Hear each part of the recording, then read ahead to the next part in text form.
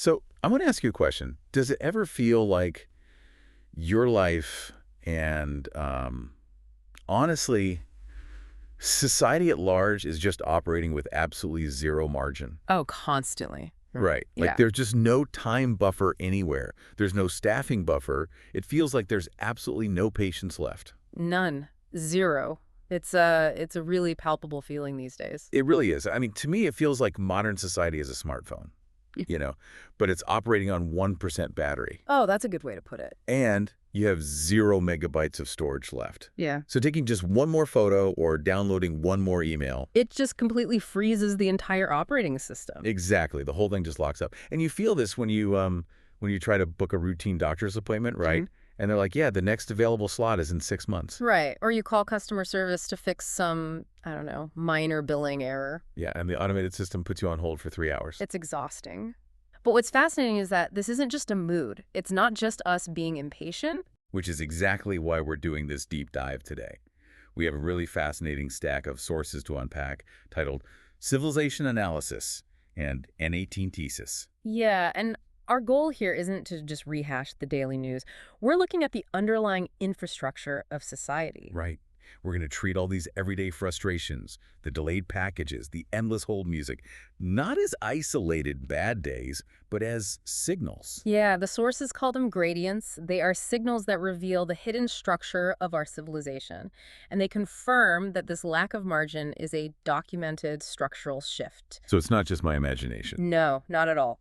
We are reaching the absolute limits of what the texts call the efficiency civilization. The efficiency civilization. Okay, so if society is freezing up like that smartphone with no storage, we really need to understand how we deleted all our storage space in the first place. Well, we did it on purpose, really. For decades, modern society has just relentlessly optimized itself. Like financially optimized. Exactly. We built this just-in-time civilization. And the whole premise of a just-in-time society is that inventory, personnel, energy, it all arrives exactly when it's needed. Right. No sooner, no later. Exactly. You eliminate waiting times, you eliminate spare facilities, you optimize hospital staffing so there isn't a single nurse just sitting idle waiting for a patient. Okay, let me play devil's advocate for a second here. Yeah. Because, I mean, let's unpack this for the listener. Sure. Wasn't getting rid of all that quote-unquote waste exactly what made our modern world so affordable? It did. Absolutely. Like stripping out the excess is what gave us next-day delivery. It was a completely rational thing to do at the time, right? It was incredibly rational, but only during normal conditions. And that's where the sources introduce this really crucial concept called capacity erosion. Capacity erosion. Right, because by removing all that slack from the system, the extra staff, the empty warehouse space, we silently removed society's capacity to absorb deviations. Oh, wow. So we lost the shock absorbers. Exactly. We lost the ability to be delayed without breaking. We lost the ability to compensate when something is missing or to easily recover after a mistake. Because there's no backup plan. Zero backup. The system is incredibly powerful, but it relies on one massive, flawed assumption. Which is what? That supply chains, energy, institutions, and even human cognition will just remain perfectly stable forever. Right, which they never do. I mean, the real world has weather. It has human error. Yeah, geopolitical tension, natural disasters. So what happens when a system with eroded capacity actually encounters reality? Because it sounds like it would just trigger a chain reaction. That is exactly what happens. When a system without buffers encounters a problem, the delay doesn't stay isolated. It cascades. Right, the domino effect. The sources talk a lot about this. Let's trace one of those cascades. Okay, let's look at logistics. Say there's a delay. A ship can't dock because of a storm. Okay. In the past, the local distributor probably had a warehouse full of backup inventory, right? Right, so the consumer never even noticed the delay. But in a just-in-time society, there is no backup inventory. So that single delay instantly clogs up the front lines. Right, because now the warehouse workers have nothing to do for 3 days. And then the port reopens, and those same workers get hit with a month's worth of cargo in one 12-hour shift. Which they physically cannot process. Right. The physical space on the loading dock is exceeded, so the front line jams. And when the front line jams, administrative responses start to lag. The paperwork piles up, delivery schedules scramble, and then I'm assuming customer service gets flooded with angry calls. Exactly. But remember, the administrative layer was also optimized. They don't have spare customer service reps just sitting around. So a 5-minute hold time becomes a 3-hour hold time. Yes, and here's where it really impacts you, the listener, because when that institutional system drops the ball, the burden doesn't just evaporate. Where does it go? It falls directly onto the households. Oh, it gets pushed down to the individual. Right. Families have to scramble. If a school bus route gets canceled because one driver is sick and there are no backups. The parent has to take time off work. Oh, They right. lose income. They have to spend their own time fixing a systemic failure. Exactly.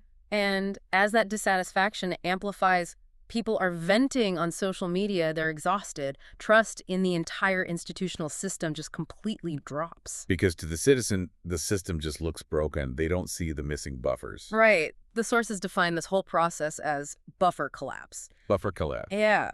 In a society with a buffer, a delay is just a delay. But in a society without a buffer, a delay instantly converts into anger, distrust, and a rupture in the system. That makes total sense. It's exactly like, well, it's like driving on a highway, right? Where everyone is going 75 miles an hour, completely bumper to bumper. Oh, that's a great analogy. If everyone has like 100 feet of space in front of them, a buffer, right. then someone can tap their brakes and it's fine. The space absorbs it. Traffic keeps moving. But if everyone is riding inches from each other to fit as many cars on the road as possible, if just one person taps their brakes, it doesn't just slow down the guy behind them. No, it causes a 5-mile traffic jam. Exactly. And the people at the back of the jam have no idea why they're stopped. They just know they're stuck and angry. That is buffer collapse, perfectly visualized. And realizing this, it forces us to completely reevaluate what we used to call waste. Because if removing the waste caused the traffic jam, it wasn't really waste. Exactly. This is the core thesis of the deep dive today. The texts make this really profound argument. Slack is not a luxury, and it is not inefficiency. What is it then? Slack is the invisible infrastructure of civilization. Invisible infrastructure. I love that phrasing. Right, because think about it.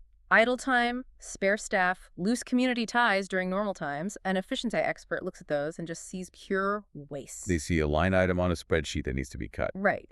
But during disruptions, those exact same things reveal themselves as vital shock absorbers. They are what keeps society from snapping. And we really see this in everyday life, don't we? Especially in the layers of society that are incredibly difficult to optimize. Oh, absolutely. The sources call this the social reproduction layer. Right. So we're talking about strained healthcare, exhausted education systems, lack of childcare. Elder care, local public services, yes. So let me ask you this. When I go to a local clinic and there are absolutely 0 appointments available for months, or, my package is permanently delayed, I shouldn't just be mad at that specific company. Right. You shouldn't. You're saying I'm actually witnessing the exact same structural buffer collapse everywhere. You are. They're all identical symptoms of a societal capacity issue. Because things like human recovery, learning, care, trust formation, those require actual linear time. You can't speed up a nurse comforting a patient. No. You can't optimize the emotional labor of teaching a child to read. When you try to force those human layers into a just-in-time model, you don't make them faster. You just make them brittle. Exactly. You strip away the invisible infrastructure, and the burden shifts onto the household. The individual becomes the shock absorber. Man, that's bleak, but it makes so much sense. Okay, so now that we see these missing shock absorbers, we have to look at the new engine we just installed into this rigid system. Right. Artificial intelligence. Yeah. How does AI interact with a society that basically has no buffers left? Because it feels like dropping a jet engine into that bumper-to-bumper traffic jam. It creates a massive civilizational bottleneck. The texts explain that AI introduces a really dangerous speed differential. Speed differential. Okay, break that down for us. So AI accelerates the surface layers of society, the digital intelligence layers. We're talking data processing, demand forecasting, decision-making, automation. Right, the stuff that AI is incredibly good at. It can compress like a 3-week analysis into 3 seconds. Exactly. The upper layers of society are moving faster than ever before. But, and here's the friction, the physical and human layers of society cannot move at AI speed. Right, because the physical world is bound by physics and geography. Yeah. You cannot instantly expand power grids. You can't instantly spawn trained care workers. You can't just press an update button on physical administrative systems. So an AI can predict that a city needs a new water resource in milliseconds.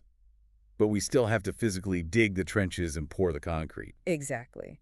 The human layer requires actual time. So AI isn't inherently bad, but it makes the speed difference painfully visible. The intelligence layer accelerates, but the physical layer just lags behind. Right. And the everyday life layer, the households, end up absorbing all the resulting friction. Okay, here's where it gets really interesting to me.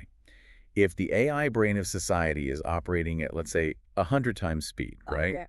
But the physical arms and legs are stuck at normal 1 time speed. To absorb that insane speed difference, don't we actually need more buffers now than ever before? Yes, that is the inescapable conclusion. The faster the top layer moves, the more shock absorbers you need at the bottom to keep the system from tearing itself apart. Oh, wow. So hyper-advanced technology doesn't eliminate the need for buffers. It makes them absolutely mandatory. Exactly. And that is why the efficiency civilization is hitting a wall. We assumed removing waste was always good. We didn't realize we were removing the glue that holds everything together during stress. We optimized ourselves into extreme fragility. We really did. Let's bring this to a close, because we've covered so much ground. We started with that feeling of operating on 1% battery. Right. And we've seen that this exhaustion didn't come from us being inefficient. It came from being so efficient that we stripped away our resilience. Yeah, our capacity to survive the unexpected. So the next civilizational task isn't to just keep eliminating waste or getting faster. We can't just keep squeezing the sponge. No. The real challenge now for our institutions, our cities, is redesigning slack. Redesigning Slack. We have to figure out where to intentionally leave slowness, where to institutionalize margin. We have to make sure we have return paths, so if a system fails, it doesn't just crash completely. Right, we need to see an empty hospital bed or an idle employee, not as a failure of optimization, but as an investment in stability. Exactly. That is such a profound shift in perspective. But before we go, I want to leave you, the listener, with a final provocative thought. Something directly inspired by these sources to kind of mull over on your own. I love this part. We've been talking about global logistics and AI and society. But I want you to look at your own life, your household, your workplace. Bring it down to the personal level. Exactly.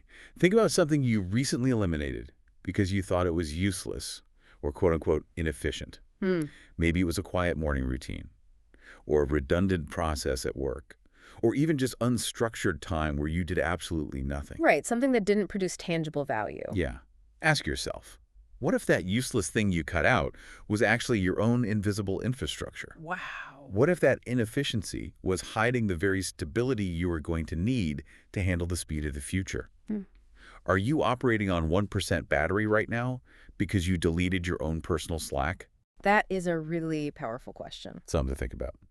Until next time, thanks for joining us on this deep dive.